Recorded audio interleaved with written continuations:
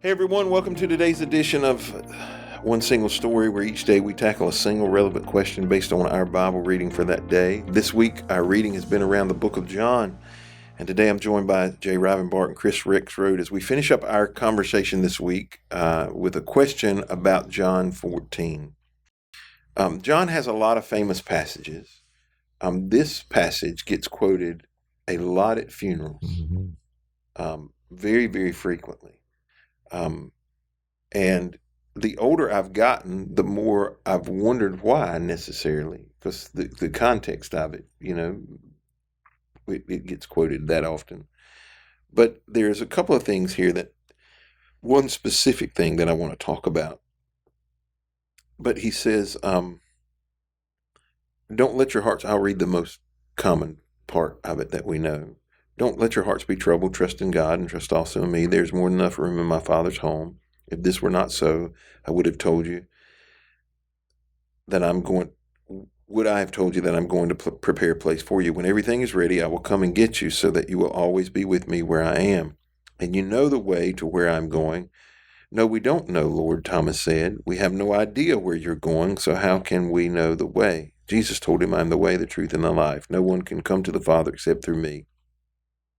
If you had really known me, you would know my Father, who my Father is. From now on, you do know him and have seen him. Phillip said, Lord, show us the Father, and we will be satisfied.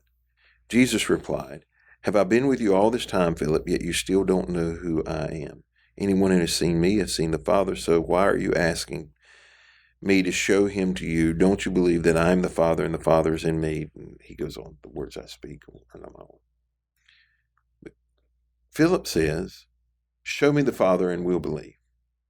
What do you think Phillip was expecting when he asked, show me the Father?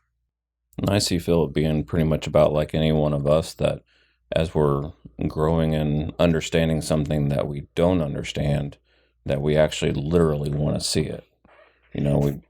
For that extra confidence, so that if Jesus is leaving us, we just kind of want to know why, where are you going? Show us something. And I think here he was literally wanting to see some sort of like proof, like right in front of him. Yeah, so I believe he was wanting to see proof, but what do you think he was wanting to see? He was wanting to see another individual. Yeah. I think he wanted to see when I use the term person, he wanted to see another. He'd seen Jesus, he'd heard Jesus, but I don't think he yet grasped the concept. And Jesus reiterates it multiple times throughout here. He said, well, you've seen me, you've seen the Father. Mm-hmm. I am the Father and one. But I think he literally wanted to be introduced to another entity, personality that he had not yet seen, touched, had conversation directly with. Probably like a heavenly body too, like something that does not. Or even in that context. But I think he had an expectation. Okay, we're gonna get introduced to him. We're gonna see him.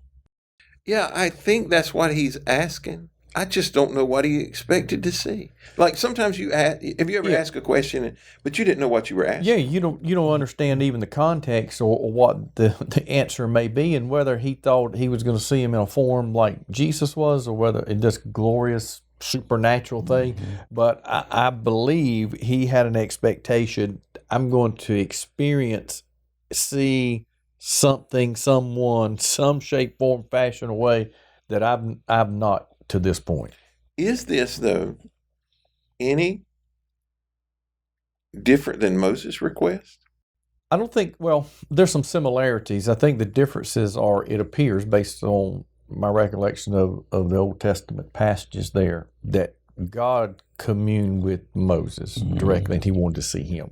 Here, it's Jesus, God in the flesh, and therefore he's looking to go through him to the Father. But both wanted to experience God on a different level. And we use terminology sometimes. I know I do, that God, I want to see you. I want to experience you. I want to know you more. Show me your glory. I have good intentions with that, but I don't even think I understand all the implications of that. Right. You don't even know what you're asking for. Yeah. What it could look like. Jesus, excuse me. Jesus' response is basically, am I not enough? Mm-hmm. I'm what you need to be looking at and what you need to be talking to. And if you've seen me, you've seen him. Yeah, I think that is the rebuke. It is not. Now, there would be there's a couple of things I think we could talk about here. It seems clear that Philip has some knowledge of what we would describe as the Trinity.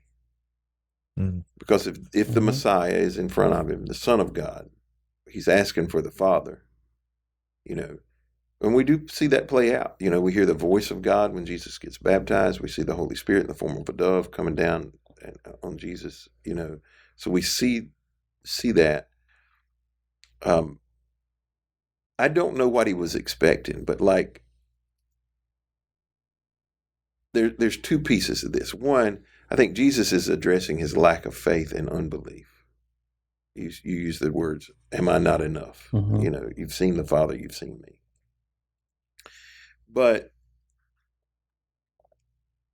the other piece of it, can you imagine what, if God had just, because when I think of God manifesting himself, I think of this big supersonic boom, that rattles everything. I don't know if y'all have ever been anywhere where there was a supersonic boom. It's just like, it just shakes everything.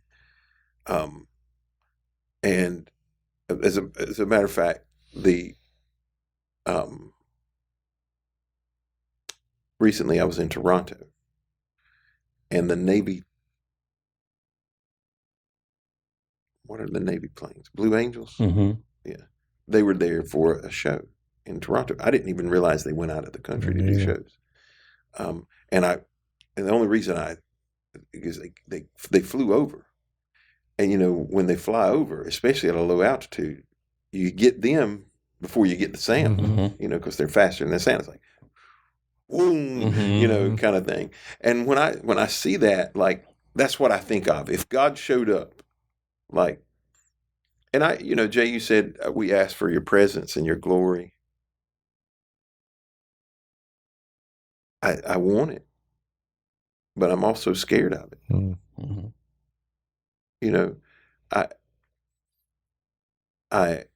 Because I know I see this frequently in my life.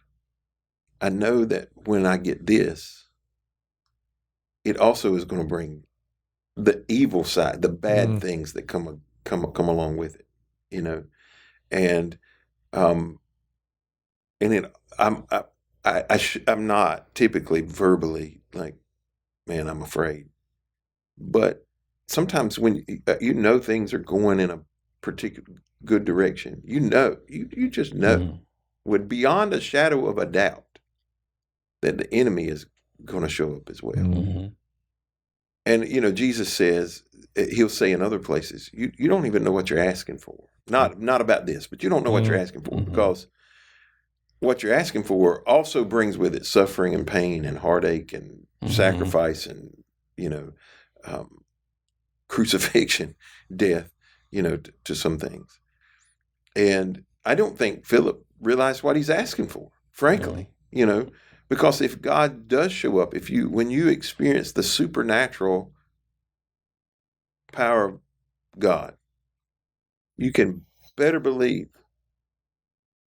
that waiting at the door is the prince of the power of the air to come against you. And I just don't think he knew what he would. I think he had some expectation, as you said, Jay. Like, he expected something to manifest that he could relate to and comprehend. But if God had showed up, he would have messed his pants. I think part of his thought process, there again, we're just speculating, is that if Jesus introduces him or makes that connection with him, that in spite of all those things he may have had apprehension about, that would be okay. He's not going to get blown away or consumed. But I in his limited ability like ours, I don't think he could even begin to conceptualize what he was asking. Ultimately, Jesus has to be enough, right? Ultimately, Jesus has to be enough. On a different note, how do you interpret this passage, Jay? in my Father's house are many mansions, or many houses, or many rooms. Well, he's saying to them, he said, I'm getting ready to leave. I'm going to check out. I don't even think they understood, comprehended the significance of that, obviously. But he's getting ready to leave them in not too great a distant time, and he's offering them some comfort. I'm going to be there. I'm going to make preparations for you to come and join me. I think that's why it's used at so many funerals is the consolation part. Don't let your hearts be troubled. Trust in God and trust also in me. I would say just put the period there. Even take out the rest of it about the many mansions, heaven, and those things.